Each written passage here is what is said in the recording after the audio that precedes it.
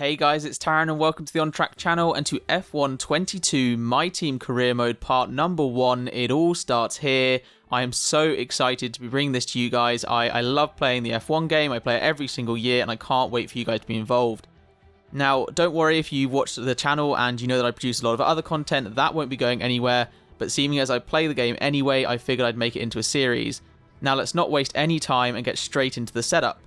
Now, given the beginning, we're giving 3 options. So that's newcomer, where we start at the very beginning, where we have in the previous games. We also have midfield challenger, where you're a little bit higher up, a bit more acclaim, a bit more money, or championship contender.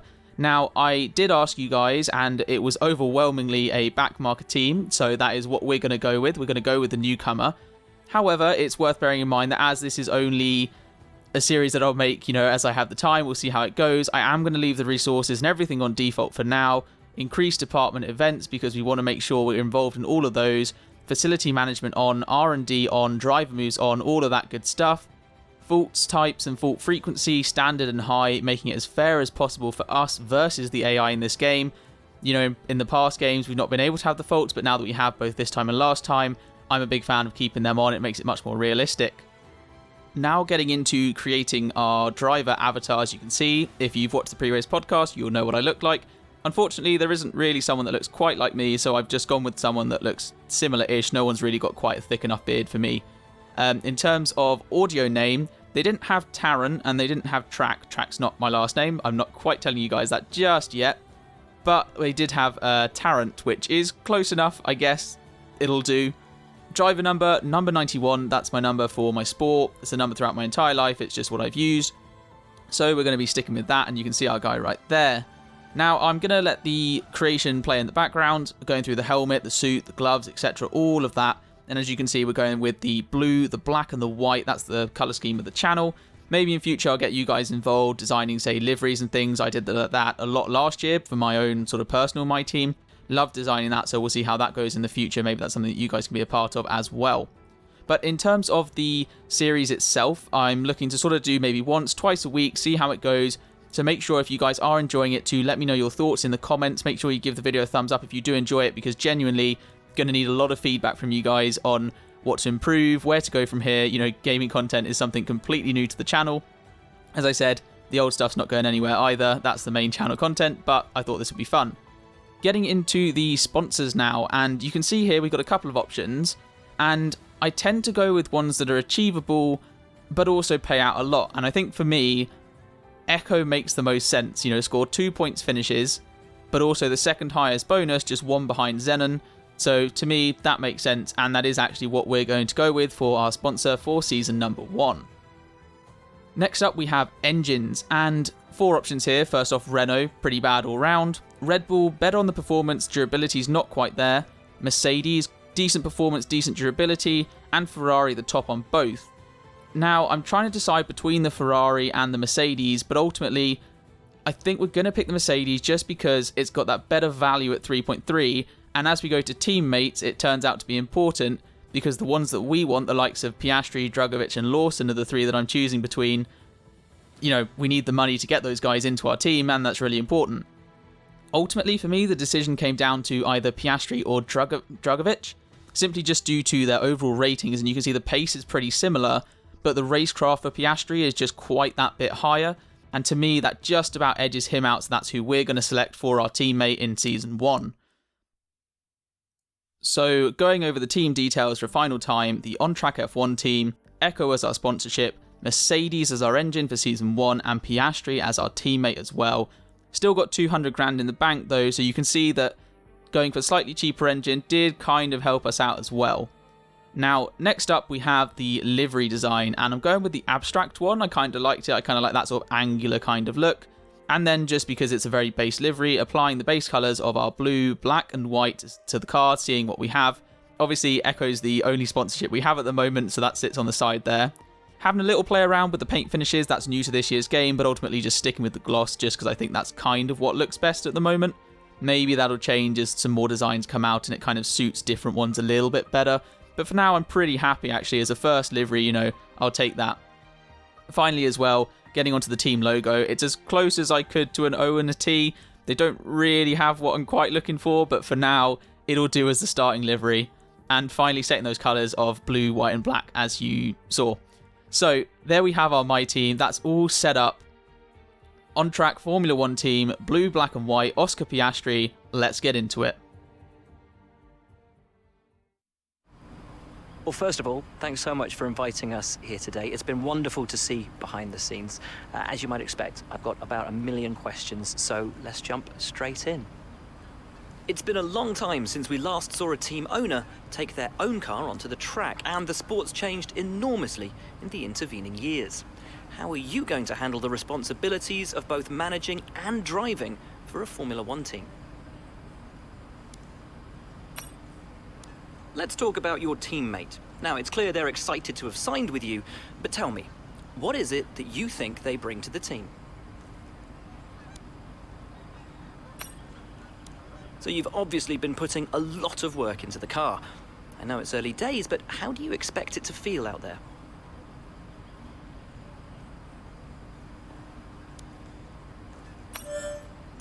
Most of the other teams can boast years of experience in Formula 1. Where do you see the opportunities to make those vital performance gains you need to put you within reach of the other cars?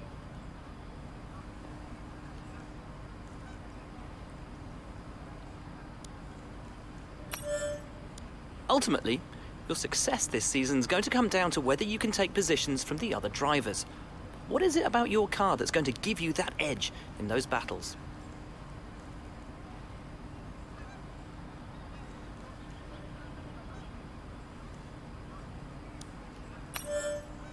And finally, with so many specialist departments working together here at your headquarters, and with such an important deadline coming up, who's getting that coveted Teacher's Gold Star? Which group do you feel the most proud of right now?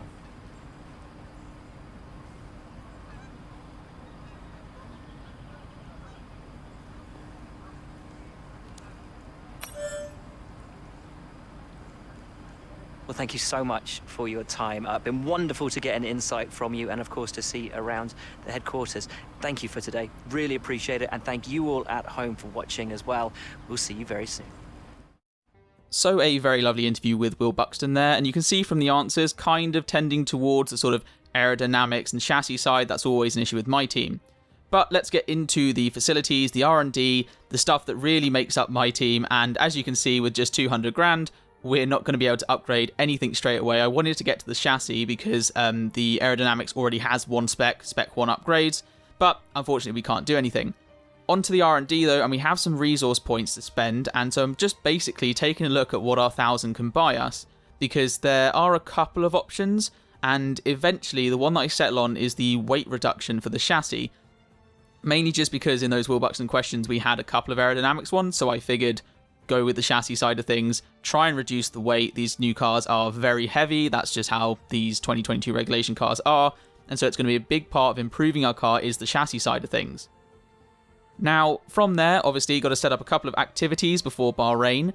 First things first, looking at how many days, we've got quite a lot of time to spend. And as you know, as I've just said, aerodynamics and chassis, kind of important. So that's what we're going to put in as the first spot. It's 8 days, but gives us plus 50% on both of those and 500 resource points. And then we have many, many options with driver training, pre-season advertisement, pre-season merchandise, pre-season driver press tour. But ultimately, we want Piastri doing as well as he can to off the blocks, hit the ground running. Plus, with the driver training camp, an extra 250 resource points. So we set all of those up and the activities are sorted. And also, just before we get to Bahrain, with some weekly resources coming in, we have a little bit more in the R&D department. And so we head back into R&D, this time to aerodynamics, and we're going to add the rear downforce upgrade, because when I was having a trial with the new cars, that's just what I sort of felt it needed. From there, though, we also get a personnel department thing to look at, where we can either choose between +7 pace for Oscar Piastri or +7 awareness. And very easy decision this for me, +7 pace, we want him going as quick as possible. The awareness is nice, but obviously points me in prizes in F1, and if he can be getting those from the beginning, that would be brilliant. So as we go, advancing into Bahrain, getting to the 17th and round 1 for the Bahrain Grand Prix, heading into qualifying.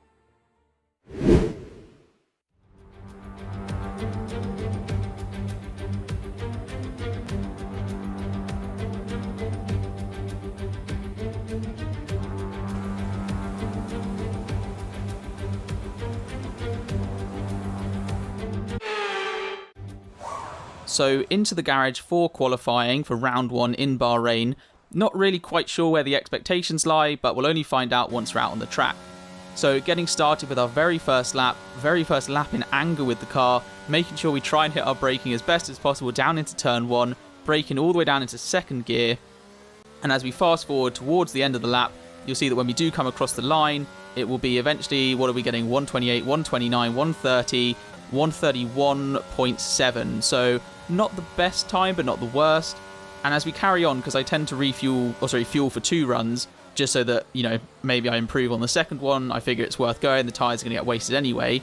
And we give that a go, and actually you can see up on time as we head down into the hairpin, just about a tenth as we come through. Much better exit this time though, meaning that we're up as 2/10 as we head down into the left-hander. But by the time we get to the end of the lap on our second one, you can see plus 2/10 on the delta, not going to be improving. So yeah, that puts us P6 for now. But as we head back into the garage, you'll see that with 5 minutes left in the session, we're down in 16th place. Piastri is up in 9th, which is amazing. But for us, we really need to improve. So as you can see, onto that final lap now. And as we head down into turn 1, with those brand new fresh soft tyres, I'll take you through as much of the lap as I can, braking just up past the curb, down into second gear, hitting that apex. We go a little bit deep and lose some time.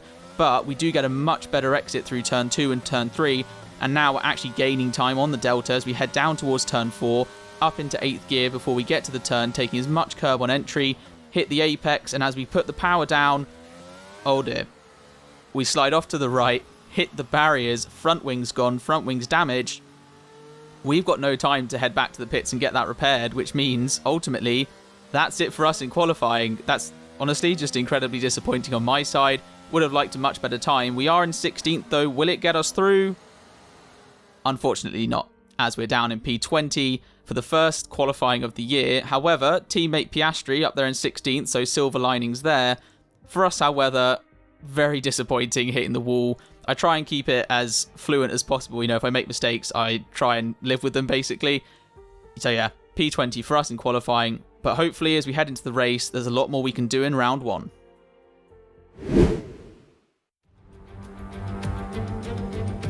No more testing, no more practice. This is the real deal. And it's make or break here at round 1 of this year's Formula 1 World Championship. Formula 1 returns to the desert today and this exceptional 3.36 mile circuit. 15 corners provide plenty of overtaking opportunities, and it could be a strategic race this one, with Sakir notorious for eating up the rear tyres. Watch out for drivers managing their rubber at some point during the Grand Prix.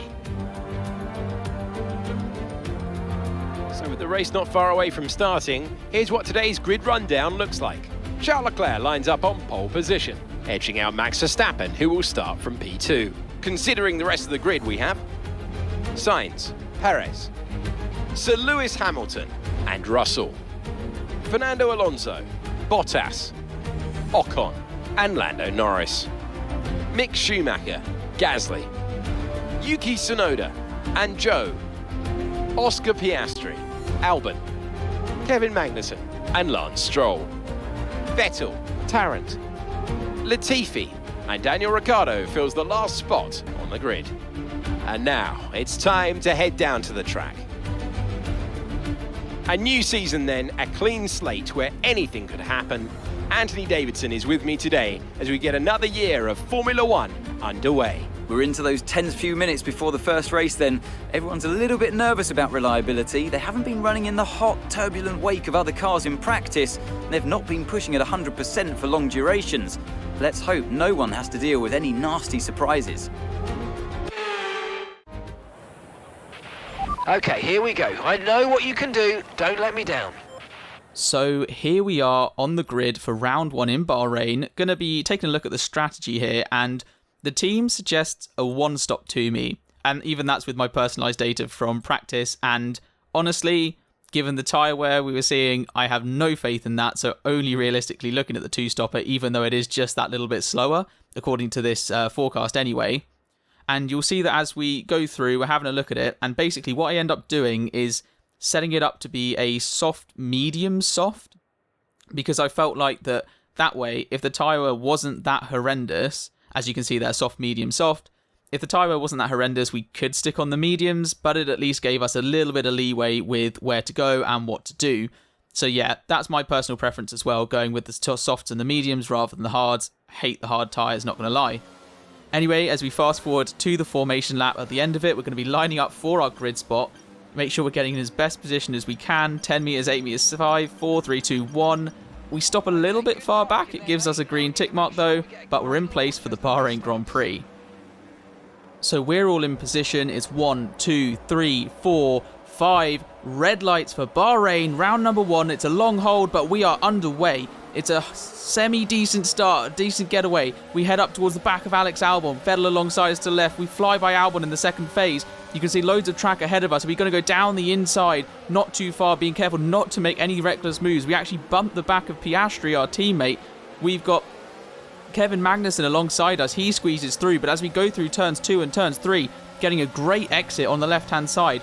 In fact, so much so that we're now alongside Piastri, our teammate, as we head down into turn 4, braking late towards Norris. He makes contact with Joe ahead of him. Ocon goes wide as well. We're alongside Lando Norris out of turn 4. Can we make the move stick through the right-left? As we head round the outside, better grip, soft tyres. He's on the hards to start this race. We're up into P13. What an incredible opening sequence of corners for us. We're actually past our teammate, 2 places ahead of him.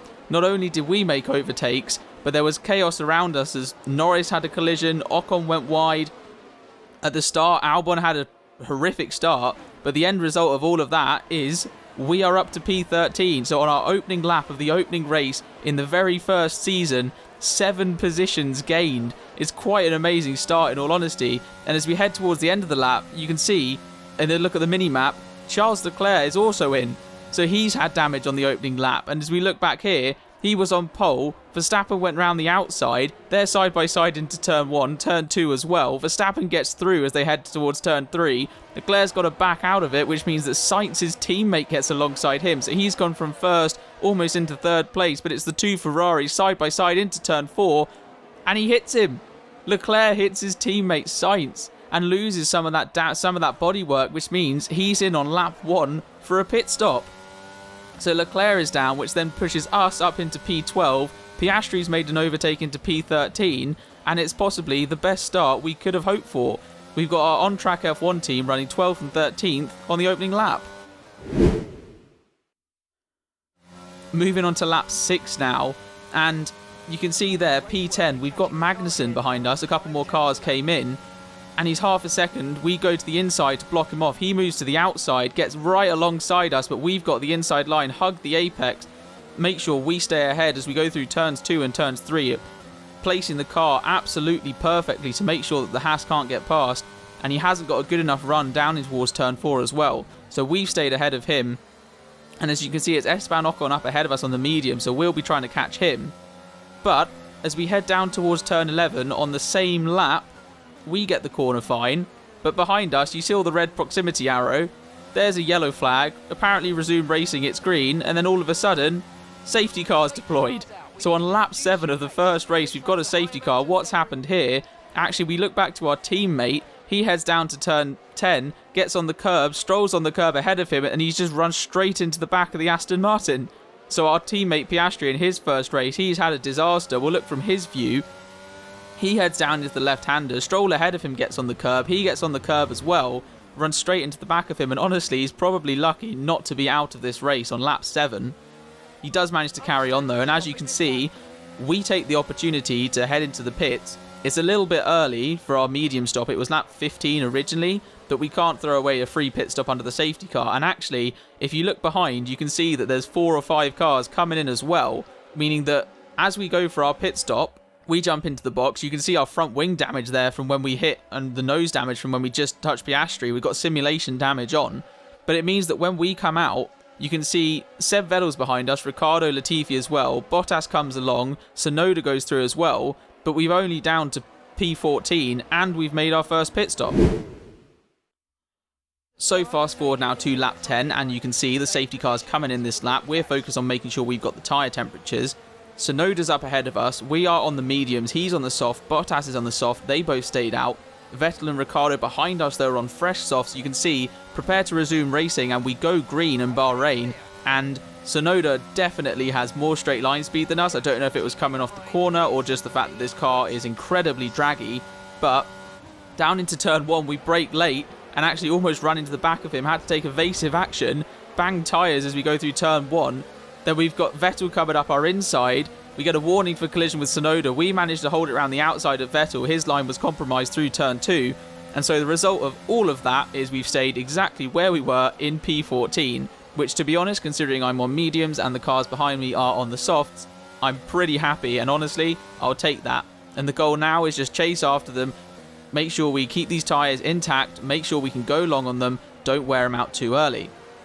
So as you can see, round the hairpin, getting towards Tsunoda, and as we head towards the end of that lap, you can see Tsunoda pulling away from us, and actually he's going to go side by side with Valtteri Bottas. It's 2 by 2 ahead of us. It's a Noah's Ark situation. Schumacher's running wide, Tsunoda's slowing up, Magnussen's on the inside. Can we take advantage of it all? Kevin's into the pit lane, but you can see, even with the ERS usage, we just don't have the pace in a straight line to keep up with the likes of Bottas and Tsunoda. Schumacher's defending ahead as well. Going into turn 1, it's almost all 3 of them. Bit of contact there between Bottas and Schumacher. We can't quite take advantage, and so we're sat behind them all watching them squabble, but with our medium tyres we just don't quite have the grip to be making the moves at this point in the race. And so for now at least, we've just got to sit back, bide our time, play it carefully. We can watch these guys squabble ahead of us so long as we're not losing time. Fast forward a couple of laps to lap 14, and while we've still got Tsunoda ahead of us, you can see that after making a stop on lap 1 and the safety car closing the pack up, Charles Leclerc in the Ferrari is right behind us. Is he going to wait for DRS? No, he's going down the inside into the last corner and actually gets through, but we're holding it round the outside. We're side by side with Charles Leclerc in his Ferrari in the opening round of the season. We've got the DRS because we were behind in the DRS activation point. However, the straight line speed of the Ferrari is so superior that even using some overtake, we can't get past. We do exactly what we did with Tsunoda, braking a bit too late and having to go to the inside. But ultimately, I'm not going to fight that one too hard because Leclerc, he's in a Ferrari. It's the first race of my team. We're not going to be able to keep up with him. There's no point really fighting that too much. And as we head towards the end of lap 15, you can see that up ahead of us, Leclerc's now making a move on Tsunoda, trying to do what he did with us just the lap before. He goes down the inside into the final turn once again, gets past him completely. But this is where it's a bit different, because where we kind of let Leclerc go, didn't want to waste time, Tsunoda, he's fighting the Ferrari. They're going side by side. Tsunoda gets past him. They're still side by side into turn 1. Leclerc's trying to go around the outside, keeping it clean. Leclerc's pinched a bit on turn 2, loses the speed, but as they head up towards turn 4, he's got the DRS on the AlphaTauri. Tsunoda goes to the inside, Leclerc goes to the outside, round the outside of the AlphaTauri like he was on lap 1 with his teammate. No damage this time, still side by side the pair of these. Tsunoda will not give it up, doing his best to help out Max Verstappen up ahead in the Red Bull. I'm sure eventually Charles will get up there, but Leclerc does eventually make his way past Tsunoda. However, a lovely little AI battle to see on the first lap, and as you can see, we're still sat there behind Tsunoda in P10. We've let him go. Leclerc's up to P8. Tsunoda separates us both in P9. And as we move to lap 17, you can see it's a different scenario where not the Ferrari behind us, but the McLaren of Ricciardo, as we cover the inside, we're trying to make sure he can't get past us, does what Magnussen did, goes round the outside, but we've got the inside line. He's still kind of there though. We just squeak ahead for turn 2 and turn 3. Just about managed to hold him behind, but it's not done yet. He's got a good run. We've got to cover the inside into turn 4. Is he going to go around the outside? He tries it as best as he can, but we've got the inside line. We hit the apex, leave him enough room. He's still there. You can see the red proximity arrow, but with the inside line into the right-hander, we just squeeze ahead of him, maintain what is now 8th place with cars pitting around us, and this race is only 18 laps in, and already proven to be a good one for the first round. Moving ahead now to lap number 31, and you can see there that Ricciardo's made his pit stop, which means that we've been elevated up into P7. We've got Joe behind us, but if you look ahead, Leclerc's actually catching up to his teammate, Carlos Sainz. The two Ferraris are within half a second of each other as Max Verstappen sets the fastest lap, but Leclerc, who was right at the back at lap 1, maybe P20 or so, is now on the back of his teammate, Carlos Sainz, trying to fight him for position. And you can see as they go down the main straight, Leclerc's got the DRS on him. This is on lap 32 now as they head on across the line. Leclerc's going to go down the inside on Carlos Sainz. Ferrari side by side. We saw what happened on lap 1. Will it be tears for both Ferraris? They go side by side through turn 2, but it's Leclerc that just squeaks ahead. He's up into P5. Will Sainz be able to get it back as they head towards turn 4? We saw debris there early on, but not this time as Leclerc covers off his teammate. He manages to stay ahead, and he's now up into P5 and is going to be chasing after Max Verstappen, who I believe is still yet to stop. And you can see it's left the Mercedes pair out in front as well. So it's a Mercedes 1-2. Ferraris are up to 5th and 6th. And as we fast forward just a little bit, with Verstappen stopping and Alonso stopping, Leclerc's caught up to the back of George Russell in the Mercedes. That's who he's going after next. He's got the DRS on George Russell, heads to the inside as he did with Sainz, but this time he's going to be ahead before the braking zone. A much easier move on the Mercedes, and Charles Leclerc is up into P2, chasing down now Lewis Hamilton in the Mercedes for the win. Honestly, this race has been bonkers on the strategy. You've had some people like the Mercedes going 1 stop. Ferraris are on like 2 or 3. Verstappen's on 2, I think, as well. But while all this is going on, we head to our teammate. So this was just a couple of laps before. He's battling with Lando Norris, it is, down in P15. Tries to hold it around the outside. And they're going to be heading onto the main straight. Piastri's there in 14th. Lando Norris is there in 15th. But now Lance Stroll as well. He's just behind them, getting involved. As you can see there, Piastri's on the right, Norris on the left, Stroll just behind. Piastri tries to hold it round the outside of Lando Norris. Does he get pinched through turn 2 just a little bit, which means he's slow off of the corner.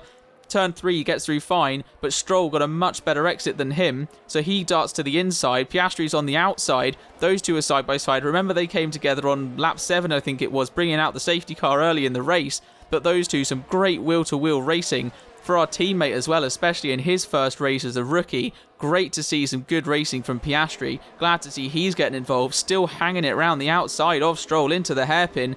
Daniel Ricciardo's now on the back of them as well, but Stroll's managed to get ahead as they head down towards turn 10, where we saw tears before, and oh, he's hit Stroll this time. Stroll's off as well. Piastri's carrying on. He looks relatively okay, but you can see there, Stroll is off in the background. Piastri then, still now he's got Daniel Ricciardo for company as Ricciardo heads up the inside, but ultimately, while Piastri's losing a couple of places here, it is great to see him having a good scrap, having a good tussle on his very first race in F1, and ultimately I'm pretty pleased with that. So while he's lost places, some great racing. Moving forward to lap 41, and after a very long stint, coming in originally on lap 7 it was for medium tyres, so we've taken these something like, I don't know, 34 laps on the mediums. We do box, so we are coming in. You can see with people moving around us, we actually are up to P7 in this race. But as I said, stop in 4 tyres, and given that there's only 16, now 15 laps to go, as you can see the lap counter ticking over onto lap 42, I decided we're going for those softs. That was the original strategy, and with the tyre allocation, it was either softs or hards, and ultimately for me, it's a pretty easy decision onto the softs. And you can see there, our pace on the mediums was really good, which meant that when we come out, Esteban Ocon's going to go past us right now, but we're only in P11 with 15 laps to go as we chase down Esteban Ocon for effectively what it would be our very first point in our first race. And as we head onto the start of lap 43, you can see 3.6 seconds is the gap, but fast forward just a little bit later in the lap, and you'll see before we head to this left-hander, or just as we head through it, we're going to get a radio message. Okay, some information on Gasly. Okay, they're slowing down. It seems like there's some kind of problem with their car.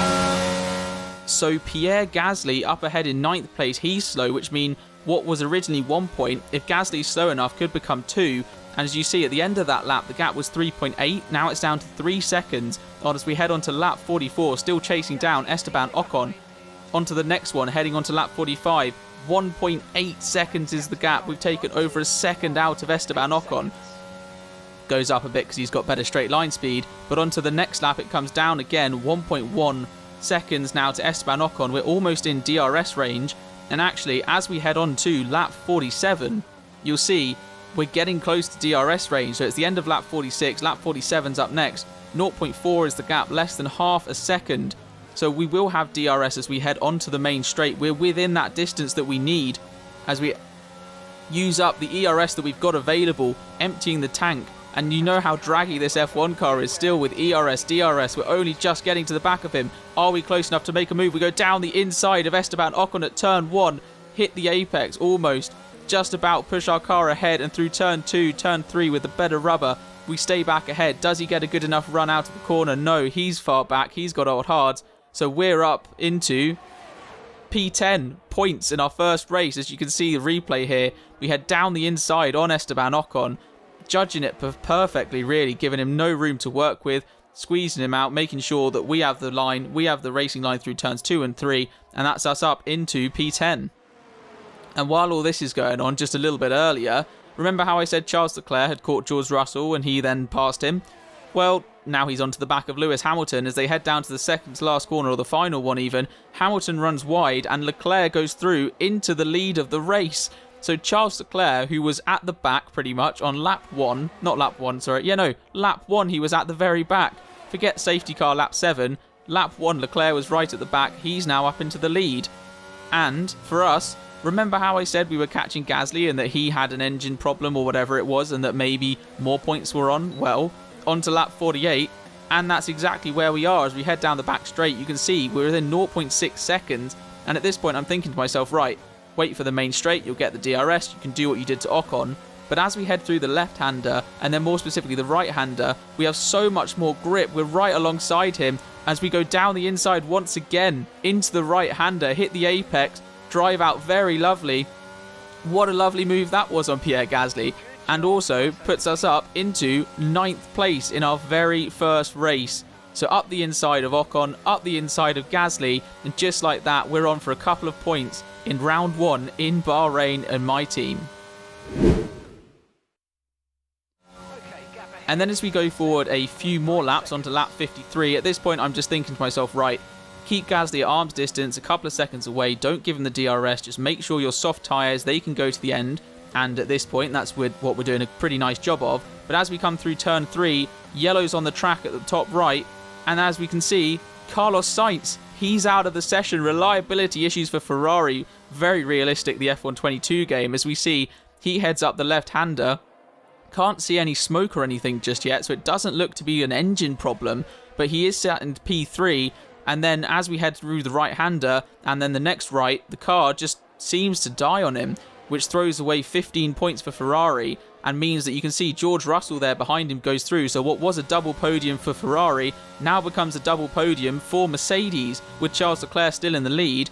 And for us, as we head onto the right-hander, lap 53, we overtake Sainz, which puts us up into 8th place. So where we were going for 10th, then became 9th, and with Sainz's DNF as well, P8 in our opening race, and we've just got to manage it till the end. And as we head towards the final lap, you can see there, Charles Leclerc sets the fastest lap. Charles Leclerc is the race winner for round 1 in Bahrain, just like real life. But for us, all we've got to do is manage it through the last few corners of the lap. 1.4 seconds to Gasly, he's no threat. And as we come up to the final corner, the final braking zone, final turn in, we're going to head towards the line. It is P8 in the opening race of the season, points on debut. Brilliant. Okay, pick up rubber and bring it home.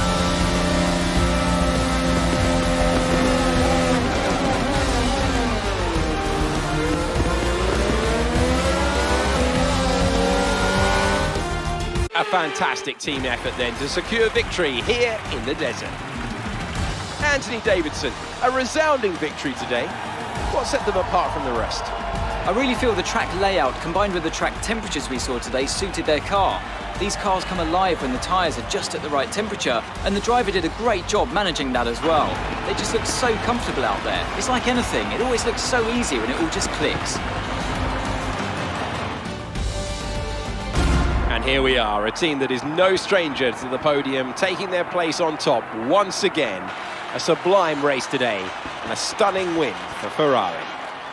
So there you have it, race 1, round 1, season 1, the very beginning in Bahrain. Charles Leclerc is your race winner, but it's not Verstappen, not his teammates Sainz or Perez on the podium, but the two Mercedes of Lewis Hamilton and George Russell, so they'll be picking up a lot of points.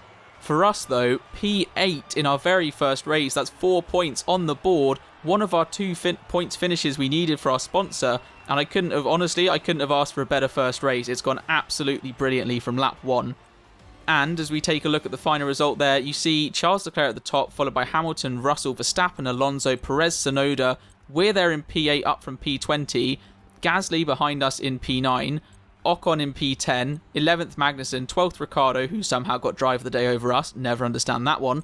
Lando Norris in 13th. Piastri, few incidents, but overall still 14th. Still a good drive. And as you head down towards the bottom, Carlos Sainz, he's DNF'd. Not great news for him. And as we head to the standings, you can see obviously that means that Charles Leclerc is in the lead after round number 1, but it's the Mercedes pair behind him with Max Verstappen in 4th and Alonso in 5th, and that 2nd and 3rd place for Mercedes means that they are at the head of the constructors, followed by Ferrari and Red Bull behind. So they've got a bit of work to do, Red Bull and Ferrari. But anyway, that has been everything for now. Thank you very much for watching. If you have enjoyed, do leave it a like. Make sure you subscribe for more F1 content. Let me know your thoughts and feedback and suggestions. I would really appreciate any sort of feedback for this because I love playing the game. We'll enjoy making the series. But until next time, take care.